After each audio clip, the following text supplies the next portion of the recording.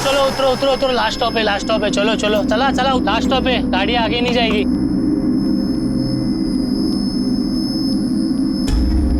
ओ ताई उठो, last stop आ गया। लोग खाली सोने के लिए आते हैं बस में। हेलो ताई, उठा उठा, लास्ट स्टॉप है, बस आगे नहीं जाएगी। ओ ताई, ओ ताई।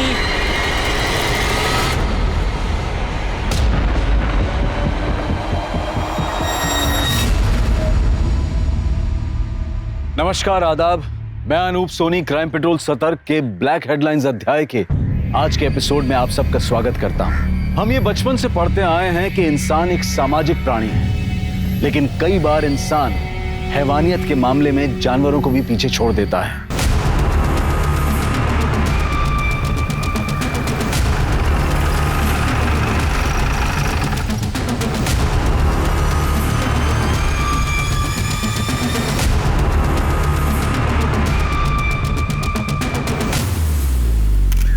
सर 32-34 साल की लगती है, बॉडी की पहचान नहीं हुई है। इसके साथ और कोई नहीं था? नहीं सर, ये कंडक्टर है। जब सुबह यहाँ बस रुकी, इसमें सबको उतारा, देखा ये मरी हुई थी। ये कहाँ से चढ़ी? अब ये बस तो सूरत से चली थी। ये औरत कौन सी स्टॉप से चढ़ी ध्यान नहीं दिया मैंने। इसके साथ कोई था? पता नहीं साहब, मैंने ध्यान नहीं दिया। इसके लगेज में इसकी कोई आइडेंटिटी थी? नहीं सर, इसके पास कोई लगेज ही नहीं था। कमाल है श्री के, एक औरत मुंबई में आने वाली बस में चढ़ती है और उसके साथ लगेज नहीं? सर मुझे लगता है कि हार्ट अटैक हुआ होगा। नहीं शिरके, इसका गला दबा के मारा गया है। ये देखो मार्क, मुझे लगता है इसी शॉल से इसका गला दबाया गया है। हो सकता है सर। वैसे सर ये सीट के नीचे ये आधी खाई हुई दाबेली मिली है, और ये टिकट औरत के आंचल में बंधा हुआ था। ये दाबेली को फॉरेंसिक के लिए भेज दो और सारे पुलिस स्टेशन में इसका फोटो सर्कुलेट कर दो। और देखो आज के दिन में कोई मिसिंग कंप्लेंट है क्या। और एक काम करना, सूरत से लेकर मुंबई तक के जितने भी बस स्टैंड है वहां का सीसीटीवी फुटेज कलेक्ट करो। आखिर ये औरत है कौन? गायत्री पानी दे। हाँ अली।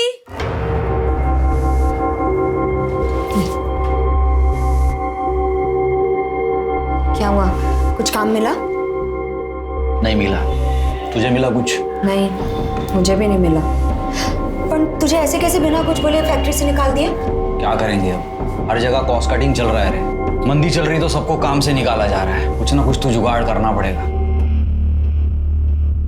ताई मी येते हा।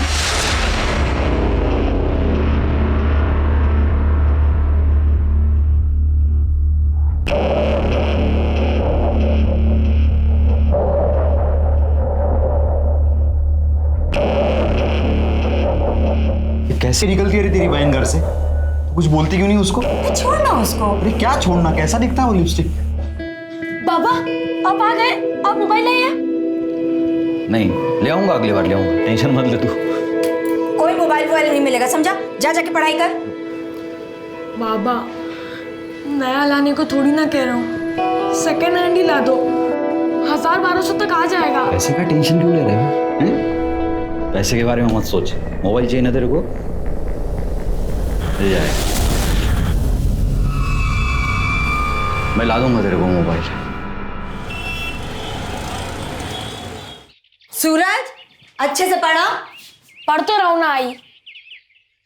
तो मेरी बात समझ रहा है ना, कुछ नहीं होगा, मैं हूं ना। लेकिन कोई झोल नहीं ना, पैसा टाइम पे देगा ना वो। हाँ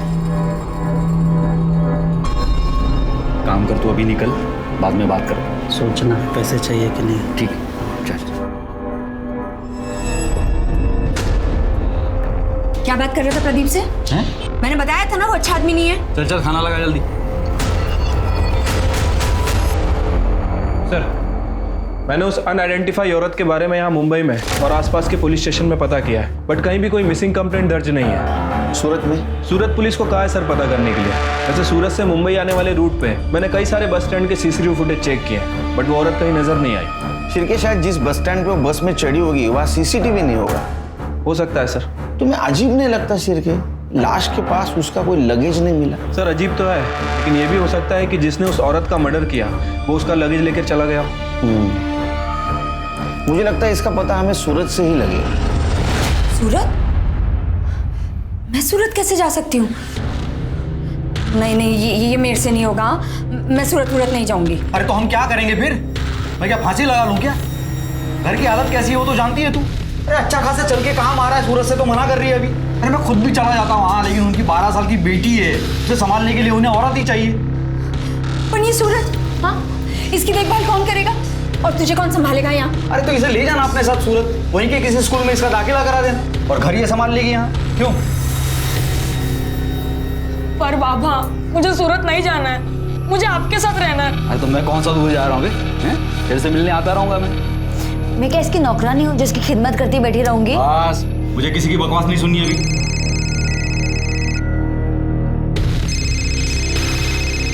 चलो सामान भरो, कल सुबह निकलना है।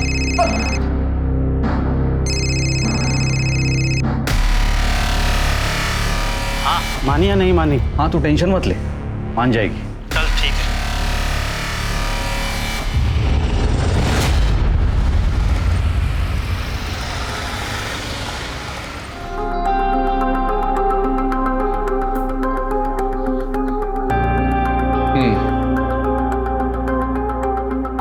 सारा काम देखने का, खाना पकाने से लेकर बड़ी की देखभाल तक, ठीक है?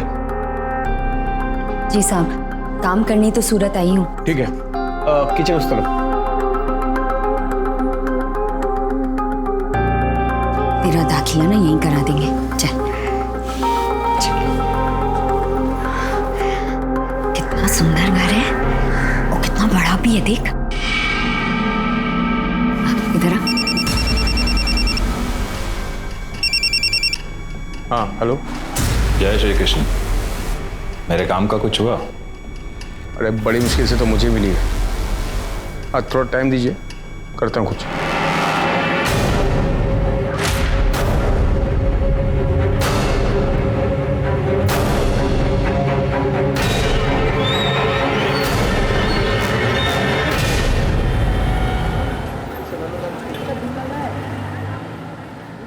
सर, उस औरत की पीएम रिपोर्ट आ गई है। सर, उसकी मौत रात में 11 बजे हुई थी। आपका शक सही था सर, उसे गला दबा कर मारा गया, शायद उसी स्टॉल से जो हमें उसकी बॉडी पर मिला था। और सर, रिपोर्ट में यह भी मेंशन है कि वो 1 महीने प्रेग्नेंट थी। उसने लास्ट फूड दाबेली खाया था। तो स्पॉट पे हमें जो आधी दाबेली मिली थी उसी ने खाई थी? नहीं सर, वो दाबेली नॉर्मल थी, लेकिन जो उसके पेट में दाबेली मिली है उसमें अफीम मिली थी। इनफैक्ट उसकी बॉडी में अफीम के ट्रेसेस भी मिले। वो औरत अफीम लेती थी सर। ऐसा कैसा होगा शिरके? वो माँ बनने वाली थी, ऐसे हालत में कोई नशा क्यों करेगा? अफीम क्यों खाएगी? ठीक तो है ना? हाँ, खाना खाया तूने? हाँ आ जाऊंगी, लेकिन अभी ना तू सिर्फ अपनी पढ़ाई पर ध्यान दे। चल रखती हूँ। तुम्हारी लोग भी ना गाली बच्चे की फिक्र करती है। तूने खीर खाई? नहीं। तो मैं देता हूँ। अरे नहीं नहीं, मुझे नहीं चाहिए। मैं देता हूँ ना तेरे को।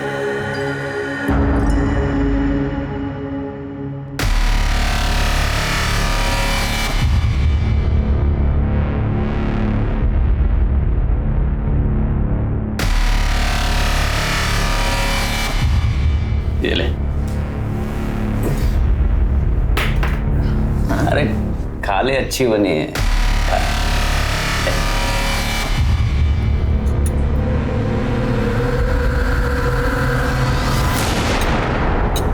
अच्छी है ना?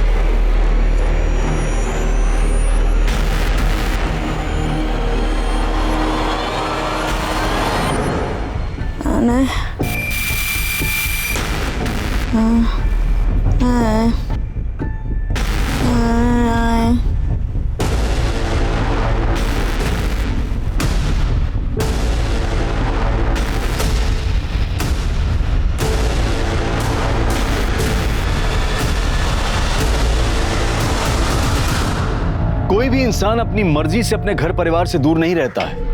पेट की आग, गरीबी अपने और अपने बच्चों के उज्जवल भविष्य के सपने उसे ऐसा करने पर मजबूर कर देते हैं। गायत्री भी अपने बेटे और अपने परिवार के अच्छे भविष्य के लिए अपने पति मनोहर और अपने घर से दूर सूरत गई, लेकिन इससे पहले कि वो अपने परिवार की उलझनें सुलझा पाती, किसी ने उसकी सांसें छीन ली। गायत्री मर चुकी थी, लेकिन पुलिस को अभी तक उसका नाम भी पता नहीं चला था और ना ही ये पता था कि इस केस के जरिए उन्हें इंसानी चेहरों के पीछे छिपी कितनी कड़वी सच्चाई दिखने वाली थी।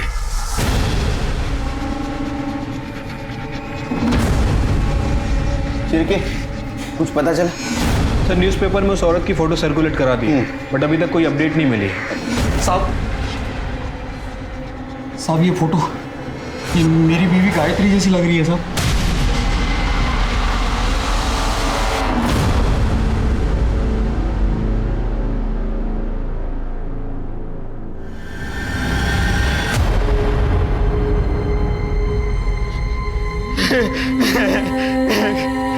गायत्री, गायत्री, आपकी पत्नी इतने दिनों से गायब थी, आपको पता नहीं था? नहीं पता था साहब, वो तो सूरत में थी ना। सूरत में क्या कर रही थी? वो सूरत में काम वाली बाई का काम करती थी और 1 महीने से हमारी बातचीत भी नहीं हो रही थी और उसकी तनख्वाह के पैसे बराबर से मिल रहे थे अभी तक, इसलिए मुझे लगा कि वो ठीक ही होगी। कमाल है, वो माँ बनने वाली थी, 1 महीने की प्रेग्नेंट थी, आपको उसकी कोई चिंता नहीं थी? नहीं साहब, आप ये क्या बात कर रहे हैं साहब? 2 महीने से तो मैं उसको मिला भी नहीं, वो प्रेग्नेंट कैसे हो सकती है साहब? आपसे जरूर कोई गलती हुई है साहब। मेडिकल रिपोर्ट है हमारे पास, हमसे कोई गलती नहीं हुई। हो सकता है आपकी बीवी किसी और के साथ। नहीं साहब, ये नहीं हो सकता साहब, मेरी गायत्री ऐसी बिल्कुल नहीं थी साहब, वो मुझसे बहुत प्यार करती थी और मेरे बेटे सूरज में तो उसकी जान बसती थी साहब। वो इतना बड़ा धोखा हम लोगों को नहीं दे सकती साहब।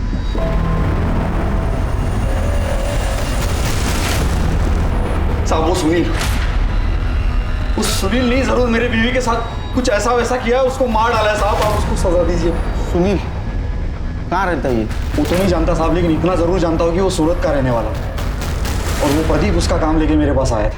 प्रदीप साहब, मेरे को इस लफड़े से कोई लेना देना नहीं। अरे जिस औरत को तूने भेजा था उसका मर्डर हुआ और तू बोलता है लेना देना नहीं? देवा शफत साहब, मेरे को कुछ नहीं पता। तो मनोहर के पास कोई काम नहीं था और गायत्री भी काम ढूंढ रही थी, तभी मेरे को सुनील साहब का फ़ोन आया। उनको 24 घंटे के लिए नौकरानी चाहिए। सुनील साहब कहाँ रहता है सूरत में तेरा सुनील साहब? सूरज चलना खेलने चलते हैं। हाँ सूरज चलना खेलने चलते हैं। नहीं, मेरा मन नहीं है।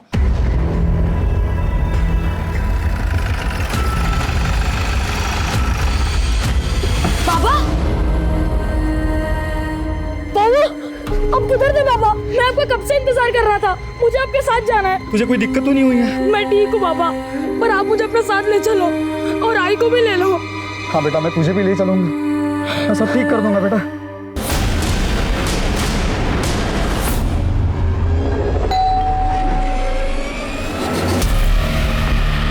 क्या किया तुम लोगों ने गायत्री के साथ? क्या करें, छोड़ रहा।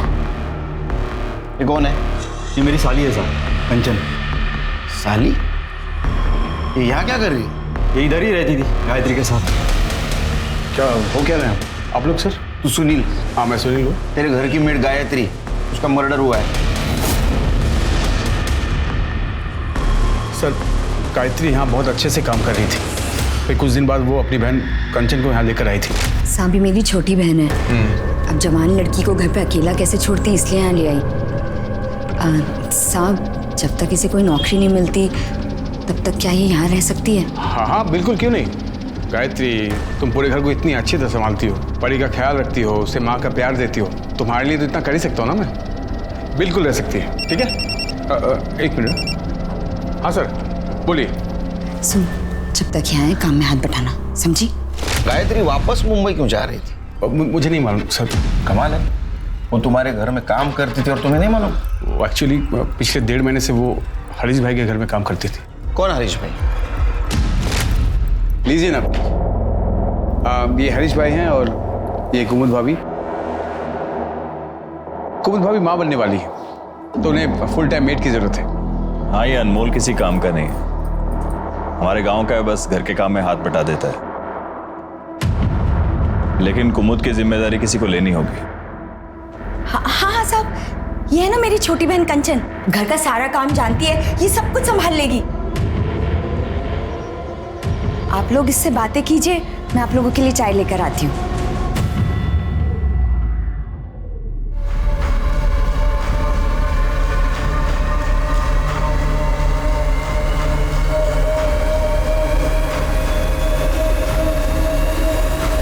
सुनील, हमें कंचन नहीं गायत्री चाहिए। अच्छा, तो तुमने तुम्हारे घर से उसको हरीश के घर में भेजा? हाँ सर, वो गायत्री को वो लोग अपने घर ले गए थे काम करवाने के लिए। फिर बाद में गायत्री कंचन को यहाँ छोड़कर गई थी। अब सूरज भी यहीं रहता है सर। ये सब कुछ कंचन मासी की वजह से हुआ है। तुम ऐसा क्यों बोल रहे हो सूरज? क्योंकि मासी ने ही सुनील अंकल को फंसाया था।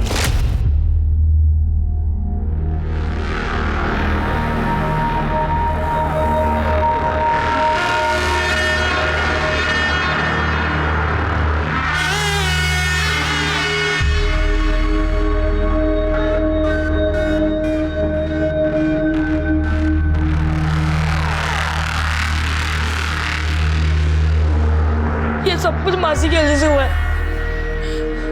ना ही वो सुनील अंकल को फंसाती और ना ही मुझे छोड़ के कहीं और काम करने जाती। सूरज, तो ये कैसी बातें कर रहा है? मैं तुझसे कितना प्यार करती हूँ। बाबा, मुझे आपके साथ जाना है। जाएंगे। जब तक मैं तुम लोगों को अंदर ना करवा दूं, तब तक मैं सूरत से बाहर नहीं जाऊंगा। गायत्री अफीम लेती थी? क्या बात कर रहे हैं साहब? नहीं सर, वो बहुत ही सीधी औरत थी सर। ये तुम्हारा हरीश भाई, इसका फोन नंबर और एड्रेस दो। 98205। सर, ये नंबर तो बंद है। एड्रेस बताओ।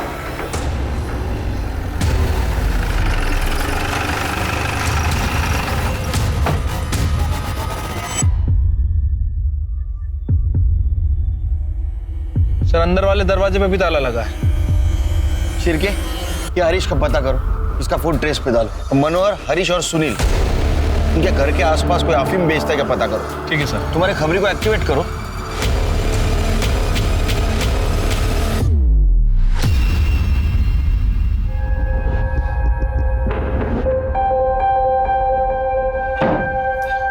सूरज, खाना लाया बेटा, चल खा ले पहले। मुझे परी से बात करनी है।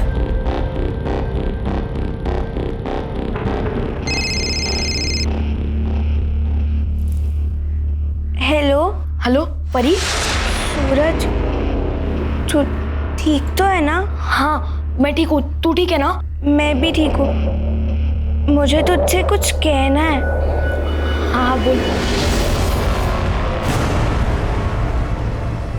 हेलो हेलो परी।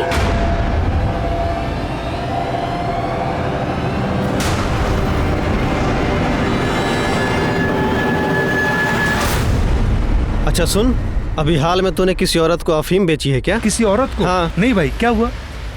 अच्छा, इन दोनों में से किसी को बेचा है क्या? इन दोनों में से किसी को नहीं बेचा है, लेकिन एक बार दिनेश को पूछ लेना। अच्छा, कहाँ मिलेगा दिनेश? दिनेश अपने एरिया में।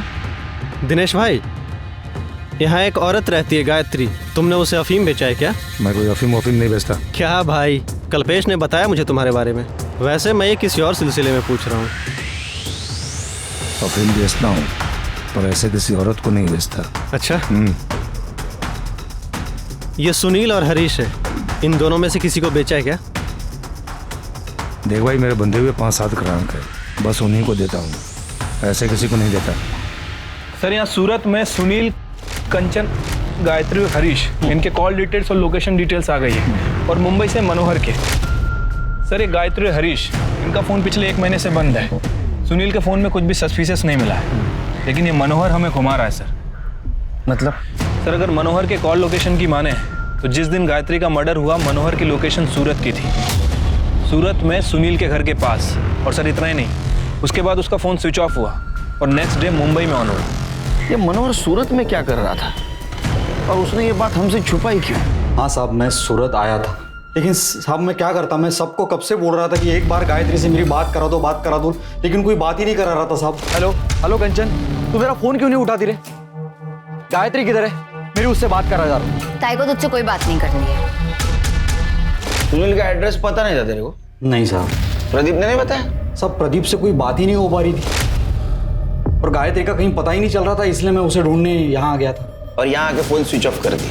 नहीं साहब, फोन बंद नहीं किया, मेरा बैटरी खराब हो गया था फोन का साहब। उस दिन मैं सारा दिन उसका फोटो ले लेके सबको दिखा रहा था, गायत्री को ढूंढ रहा था साहब, लेकिन जब उसका कहीं कुछ पता नहीं चला तो फिर अगले दिन मैं मुंबई वापस आ गया। क्यों?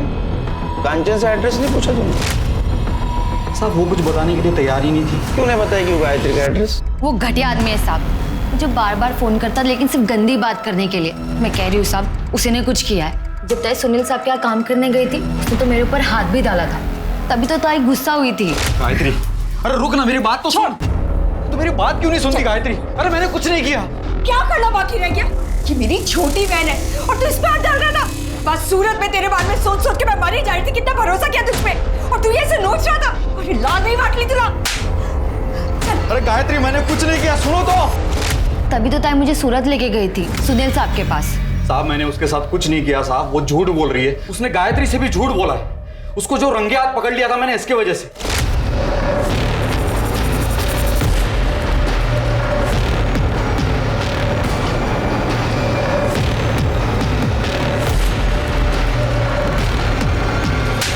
धंधेवाले का घर समझ के रखा है तू।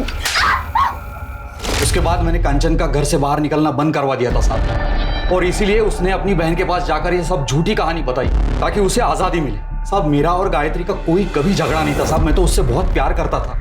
ये पैसों की जरूरत मुझे नहीं होती तो मैं उसे काम करने के लिए सूरत तक कभी नहीं भेजता साहब, कभी नहीं भेजता। कितने पैसे मिले थे? 5,000 महीना मिलता था साहब। झूठ बोल रहा है साहब वो। उसने 1 लाख रुपए लिए थे ताई के और 5,000 महीने का वो अलग। उसे बस पैसों से प्यार था। तूने 1 लाख रुपए में गायत्री को सुनील के पास बेचा, फिर सुनील ने 15 दिन के अंदर उसको हरीश को बेचा। सुनील ने भी पैसे लिए ना हरीश से? साहब आप ये क्या बोल रहे हैं साहब? साहब मैंने गायत्री को नहीं बेचा साहब, मैं सच बोल रहा हूँ, मैंने नहीं बेचा। और वो 1 लाख रुपया भी मैंने इसलिए लिया क्योंकि मेरे ऊपर बड़ा कर्ज था और मैं वो सारा पैसा वापस करने वाला था साहब। तू गायत्री से गुस्सा था ना? तुझे थप्पड़ मारी थी ना उसने? अरे लाल नहीं बांट ली तुला। और इसलिए तूने उसको बेच दिया? या ऐसा तो नहीं कि तेरे को पता चला था वो किसी और के बच्चे की माँ बनने वाली, तूने उसको मार दिया? नहीं साहब, मैंने गायत्री को नहीं मारा साहब। हिरेन सर, जब तक सच नहीं बताता ना, मेहमान नवाजी करो इसकी। चल चल। शिरके, ये मनोहर ने 1 लाख रुपए में गायत्री को बेचा सुनील को, और बाद में सुनील ने 15 दिन के अंदर उसको बेचा हरीश को। मुझे पक्का ह्यूमन ट्रैफिकिंग का मामला लगता है। सर मैंने सुनील, हरीश और मनोहर की बैंक डिटेल चेक की है। सर सुनील ने अपने अकाउंट से 1 लाख रुपए निकाले और नेक्स्ट डे मनोहर के अकाउंट में 1 लाख रुपए जमा हुए।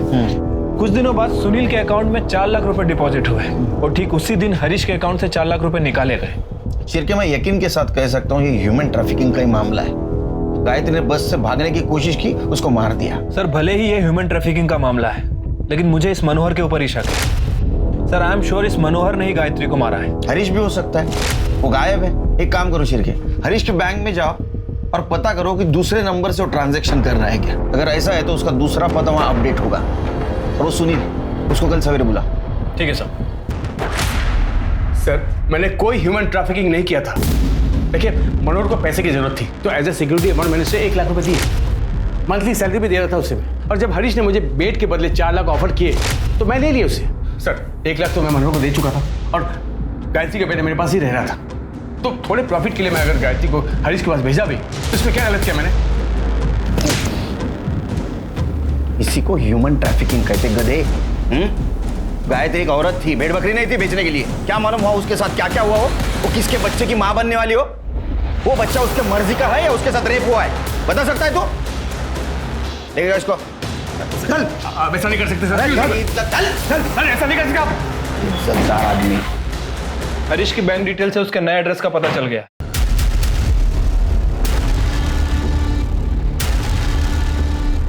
अरे ये गायत्री को किसने मारा? अरे तू इतना दिमाग मत लगा। कैसे दिमाग नहीं लगाए? तू ही तो खरीद कर लाया था उसे।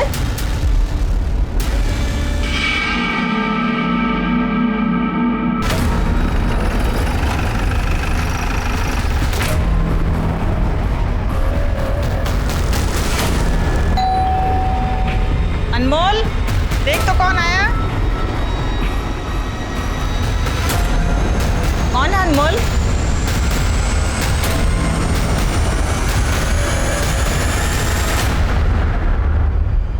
गायत्री तुम्हारे यहाँ काम करती थी? जी। हमारी बहू प्रेग्नेंट है, उसकी देख रेख के लिए हमने उसे काम पर रखा था। 5 दिन से पता नहीं कहाँ चली गई थी, हमें आज ही न्यूज़पेपर में पता चला। वो 5 दिनों से गायब है और आप लोगों ने पता करने की कोशिश नहीं की? सर मुझे लगा खुद आ जाएगी। उसको सुनील से खरीदा था ना, उसके बदले में पैसे दिए थे ना तूने सुनील को? नहीं सर, वो गायत्री के लिए पैसे नहीं दिए थे सर, वो मैंने उसे लोन दिया था। झूठ मत बोल, तूने उसको सुनील से खरीदा था, उसके बाद में तूने तेरा मोबाइल नंबर और तेरा एड्रेस दोनों भी चेंज कर दिए। सर वो दूसरा नंबर जामनगर का है ना, वहाँ से बहुत सारे फोन आते रहते हैं, इसलिए फोन बंद रखा हुआ था। हमें घर की तलाशी लेनी है। सर आप ऐसे कैसे तलाशी ले सकते हैं? मुझे मालूम था तुम्हारे जैसा होशियार आदमी ये बोलेगा, इसलिए हम सर्च वारंट लेके आए। दिखा।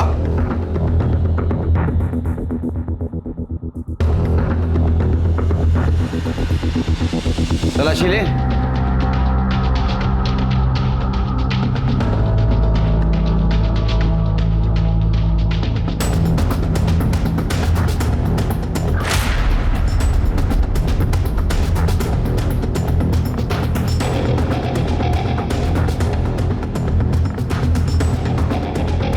अफीम मिली है सर।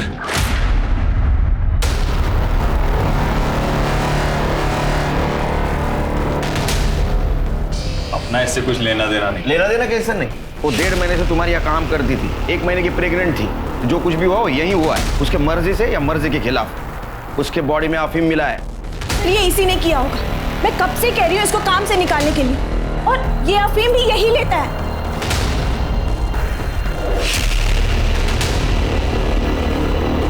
गायत्री के साथ कुछ किया? गायत्री के साथ कुछ किया था क्या? किया था ना, वो क्या है ना, आपने भी किया तो मेरा भी मन किया। क्या कह रहा है तू? सर ये पागल है, इन्होंने कुछ नहीं किया है गायत्री के साथ, ये झूठ बोल रहा है साहब। आप कहाँ इस नशेड़ी की बात सुन रहे हैं? सर नशे में कुछ भी बड़बड़ करता है ये। इन सबको ले चलो, सब पता चल जाएगा किसने क्या किया। ह्यूमन ट्रैफिकिंग के केस में ले चलो इनको। अर्षित ये इन दोनों का डीएनए टेस्ट कराओ, चलो। जब हम किसी जानवर के साथ रहते हैं तो उससे भी एक लगाव सा हो जाता है, तो फिर चंद सिक्कों के लिए हम किसी इंसान की जिंदगी का सौदा कैसे कर सकते हैं? सुनील गायत्री को कुछ पैसों और काम के लालच पर अपने घर लेकर आया था और फिर अच्छे मुनाफे के लालच में उसने उसे आगे बेच दिया, बिना ये जाने कि वहां उसके साथ क्या होने वाला था, बिना ये सोचे कि गायत्री उसकी बिन मां की बेटी का ख्याल रख रही थी। ताज्जुब की बात तो यह है कि गायत्री का फोन बंद होने के बाद भी सुनील या कंचन में से किसी ने भी ये जानने की कोशिश नहीं की कि गायत्री उस नई जगह पर कैसी है जहां उसके साथ इतने अत्याचार हो रहे थे। तो क्या गायत्री की मौत के पीछे हरीश, अनमोल या उसके ही परिवार का कोई शामिल था, या फिर उसकी मौत की कहानी किसी और ने लिखी थी? मुझे तो समझ में ही नहीं आ रहा है कि क्या करूं। ताई के साथ ये सब हो गया, मेरा कोई नहीं है, ताई भी मर गई, अब सगा कोई नहीं है, मैं किसके सहारे जिंदगी बिताऊंगी? तुम फिक्र मत कर, सब ठीक हो जाएगा। मैं जानती थी आप सब ठीक कर देंगे। आप करेंगे ना मुझसे शादी? तू पागल हो गई है क्या? एक तो तेरी बहन की वजह से जिंदगी बर्बाद हुई पड़ी है, इतनी मुश्किल से बेल मिली है मुझे। ये मत भूल तू इस घर की नौकरानी है, जब तक साथ है हंसी खुशी रहे। तुझसे शादी नहीं कर सकता मैं। तो इतने दिनों से तुम मुझे यूज कर रहे थे। देखो शादी तो तुमको करनी ही पड़ेगी, वरना मैं पुलिस में जाके सब बता दूंगी तुमने मेरे ताई के साथ क्या किया है। बकवास मत कर तू, एक बच्ची का बाप हूं मैं, ऐसे उठ के किसी के साथ शादी नहीं कर सकता मैं, समझी तू?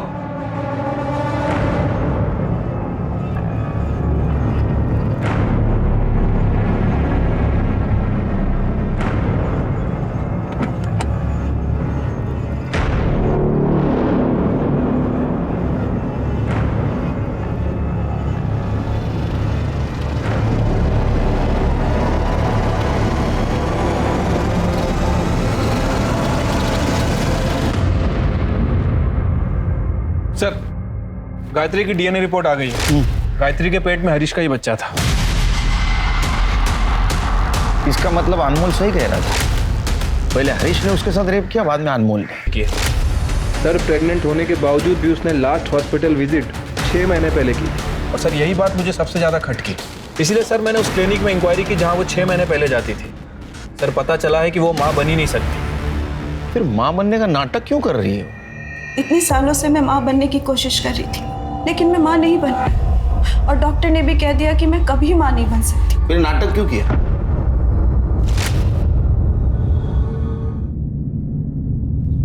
गायत्री। अरे मालिक, आपको कुछ चाहिए? गायत्री, मुझे जो चाहिए वो तुम ही दे सकती हो। जी मैं समझी नहीं। मुझे बच्चा चाहिए। भाभी, आप तो खुद पेट से हैं। देखना आपको ना चांद जैसा बेटा होगा। इसे बच्चा ही नहीं हो सकता, ये सिर्फ नाटक कर रही है। हमें हरीश का वंश आगे बढ़ाना है, इसलिए तुम्हें लेकर आए हैं। मतलब मैं कुछ समझी नहीं। गायत्री, तुम मुझे इनका एक बच्चा दे सकती हो क्या? अभी क्या पाप करने के लिए कह रही है मुझसे? गायत्री, तुम एक औरत हो और एक औरत ही औरत का दर्द समझ सकती है। मैं तुम्हारे सामने हाथ जोड़ती हूँ, प्लीज मुझे एक बच्चा दे दो। मैं ये नहीं कर सकती, पाप है मेरे लिए। मैं शादीशुदा हूँ, मेरा एक बेटा भी है। माँ जी, आप इन्हें समझाइए ना। गायत्री, देखो बेटा, मेरी बात मान जा। नहीं, ये मुझसे नहीं होगा। लेकिन सर, हमें बच्चा चाहिए था, इसलिए अनमोल ने उसके खाने में अफीम मिलाना शुरू किया और फिर इन्होंने उसके साथ। और गायत्री ने भागने की कोशिश की, तुमने उसको मार दिया। सर हमने किसी को नहीं मारा सर। मैं और मेरी बीवी और मेरी माँ, हम लोग बाहर गए हुए थे और जब घर पर वापस आए ना तो घर में गायत्री थी और ना ही अनमोल। अनमोल?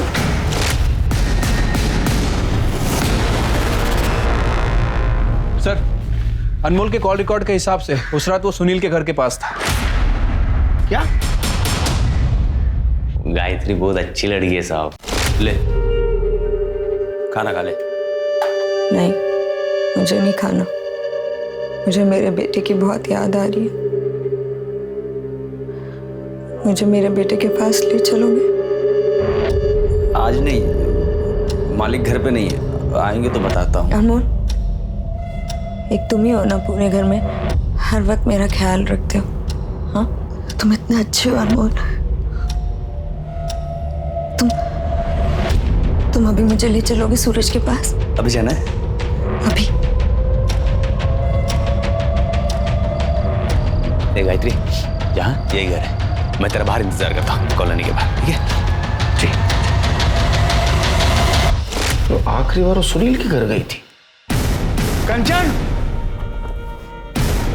कंचन, क्या हुआ? कंचन, कहने का तूने चुराया? आप ये क्या बोल रहे हो? आप मुझसे कैसे पूछ सकते हो? एक भी गहना नहीं है, पता कहाँ है? तो मैंने क्या किया? आप ही ने कुछ किया होगा। मैंने किया? मैं देख के आती हूँ।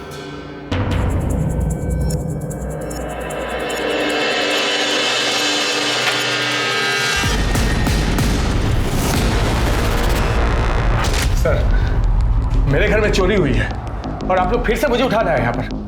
सर, इनके हिसाब से इनके घर से ये सब ज्वेलरी गायब हुई है।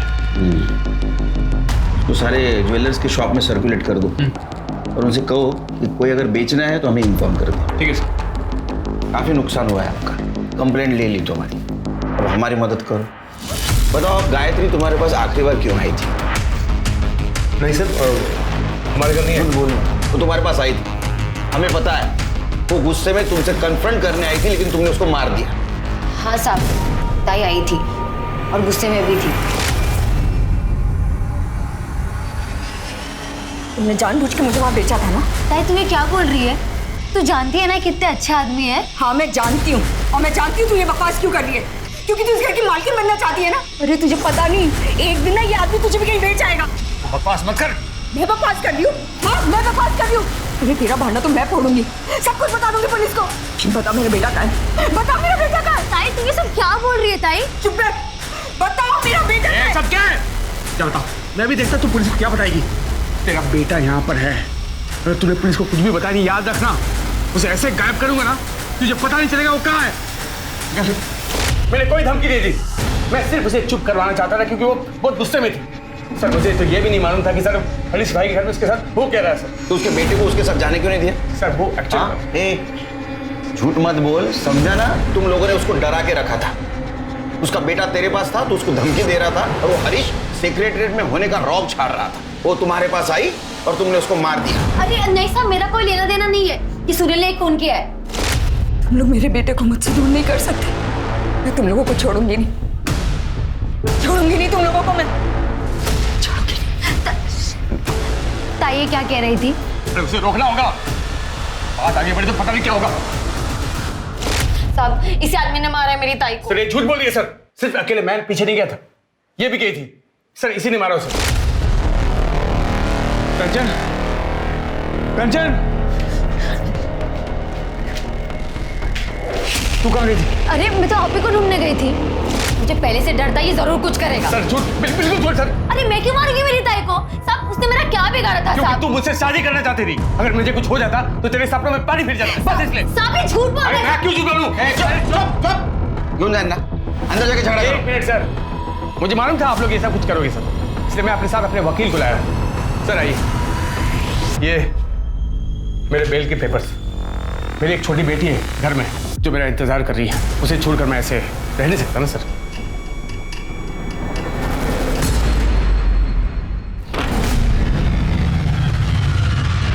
परी,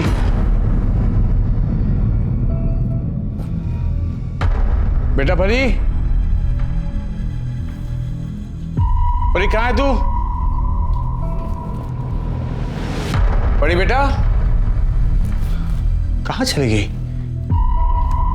परी,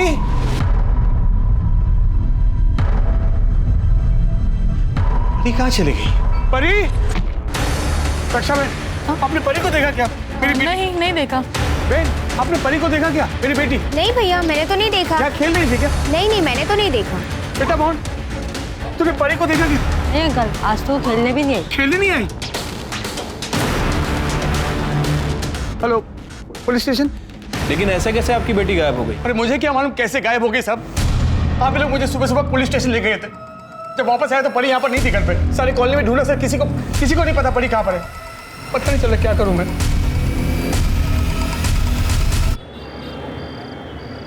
बच्ची का कुछ पता चला? नहीं सर, 2 दिन हो गए, समझ नहीं आ रहा बच्ची कहाँ चली गई। वैसे उसकी फोटो सभी जगह सर्कुलेट करवा दी है, लेकिन कहीं से कोई इन्फॉर्मेशन नहीं मिली है। बच्ची कहाँ जा सकती है? सर कहीं ऐसा तो नहीं कि गायत्री के मर्डर में बच्ची का कुछ हाथ है? मतलब बच्ची ने ऐसा कुछ देख लिया हो जो उसे नहीं देखना चाहिए। हो सकता है कहीं डर के छुप गई हो। या ऐसा भी हो सकता है कि जिसने गायत्री का मर्डर किया उसने परी को गायब किया। या ऐसा भी हो सकता है कि गायत्री के मर्डर में परी का हाथ हो। परी तो बच्ची है सर, एक बच्ची ऐसा कैसे कर सकती है? तो बच्ची गई कहाँ?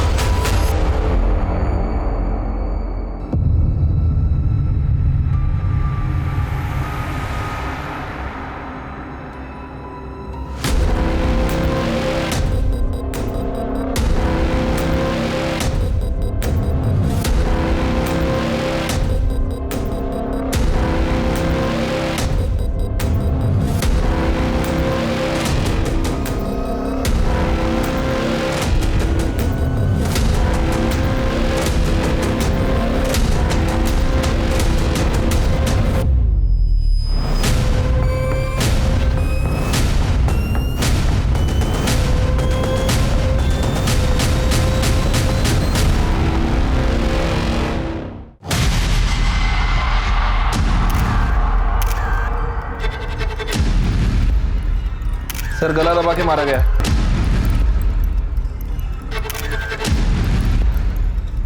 तीन दिन से तुम्हारा जो नाटक चल रहा था, तुम्हारी बेटी गायब है। असल में तुमने तुम्हारे बेटी को मारकर बेड के बॉक्स में बंद करके रखा था। कैसी बात करे सर, कैसी बात करे? मैं भला ऐसा क्यों करूंगा? उसने देखा होगा गायत्री का मर्डर करते हो तुम्हें। कोई भी बाप किसी बेटी को मार सकता है क्या? इसको लेके चलो, बॉडी पोस्टमार्टम पे भेज दो। हम कोई बेटी को मारता है? चल अब मेरी बात सुनिए सर, मैंने कुछ बात सुनेंगे। चल सर, परी की पीएम रिपोर्ट के हिसाब से परी की मौत 3 दिन पहले हुई थी, ठीक उसी सुबह जिस दिन हम सुनील और कंचन को यहाँ पुलिस स्टेशन में लेकर आए थे। इसका मतलब ये सुनील और कंचन ही कर सकते हैं, क्योंकि बाकी सारे लोग तो हमारे हिरासत में हैं। Right sir. और एक और बात सर, परी की बॉडी में भी अफीम थी। क्या? इसका मतलब पहले परी को अफीम दिया गया, वो बेहोश होने के बाद दुपट्टे से उसका गला दबाया गया गायत्री की तरह। एक मिनट। हेलो, ठीक है सर, सुनील के घर से जो गहने चोरी हुए थे उसे कोई बेचने आया है। कौन?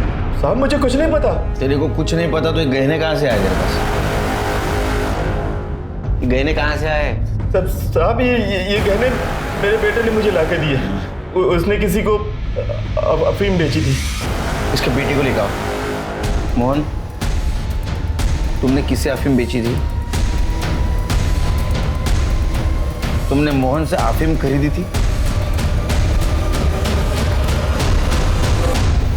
बाद में तूने वो अफीम परी को दे दी और बाद में परी का गला दुपट्टे से घोटकर उसको मार दिया। मैंने कितनी बार कहा है, तूने गलत किया है। मैं पापा को सब बता दूंगी। तू वो सब छोड़, तू बैठ। हाँ ये देख, मैं तेरे लिए लड्डू लाया हूँ, तुझे पसंद है ना? ये खा। मैंने भी खाया है, बहुत मस्त है, ये ले। मैं नहीं खाऊंगी। अच्छा ठीक है, तू जैसा चाहती है मैं वैसा ही करूँगा। मैं उनको सब कुछ सच बता दूंगा। अब खुश है? ये ले, ये खा।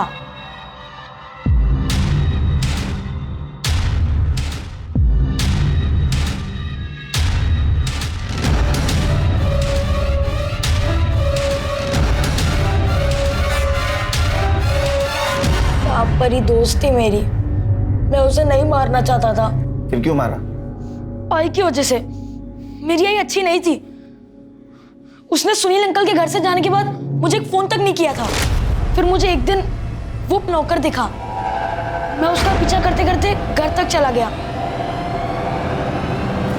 मुझे बस खुश कर दे, तुझे रानी बना के रखूंगा। बहुत गंदी थी वो, और वो उस रात मुझसे मिलने भी आई थी। सूरज, सूरज चल यहाँ से मेरे साथ। नहीं, तू गंदी है, दूसरे लोगों के हाथ सोती है। तूने पापा को धोखा दिया है और तू मुझे भी छोड़ के गई थी। ये क्या बोल रहा है बेटा तू? मैं तुझे सब कुछ बता दूँ, तू बस चल यहाँ से मेरे साथ। सूरज नहीं, सूरज, सूरज। फिर वह मोहन के वहां गया उससे अफीम लेने।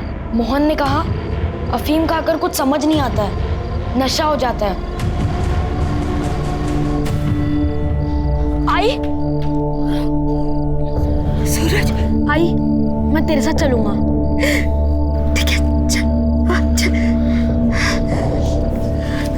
लेकिन मेरे पास तो एक ही टिकट है और पैसे भी नहीं है। सुन, तू एक काम कर, ये जो पीछे वाला दरवाजा होता है ना, जहाँ से अंदर आते, तू ना चुपचाप से अंदर आ जा।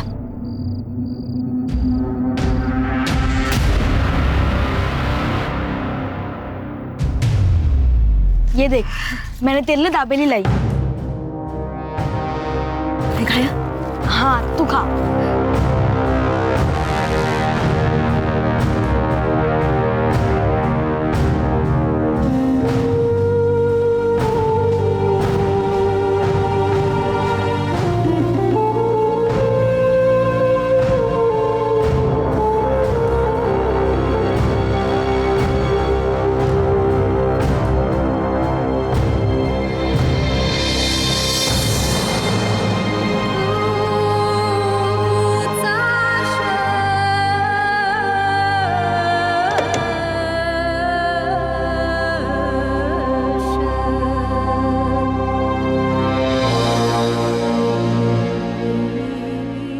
परी ने मुझे आई के पीछे जाते देखा था, और जब उसे पता चला आई को किसी ने मार दिया है, वो मेरे पीछे पड़ गई कि वो अपने पापा को सब सच बता देगी। और मोहन भी मेरे पीछे पड़ गया था, वो अफीम के पैसे नहीं दिए थे ना। फिर मैंने सुनील अंकल के घर से गहने चुरा कर उसे दे दिए। ये सब आई की वजह से हुआ है। मेरी आई बहुत गंदी थी, बहुत गंदी साहब, बहुत गंदी थी वो। तुम्हारी आई गंदी नहीं थी, तुम्हारी आई ने तुम्हें और तुम्हारे बाबा को बिल्कुल फंसाया नहीं था। अरे वो तो खुद किस्मत की मारी थी, वो तो खुद तुम्हें अच्छा भविष्य देना चाहती थी, और उसके लिए उसने क्या किया, क्यों किया, उसके साथ क्या क्या हुआ, ये समझने के लिए तुम बहुत छोटे हो।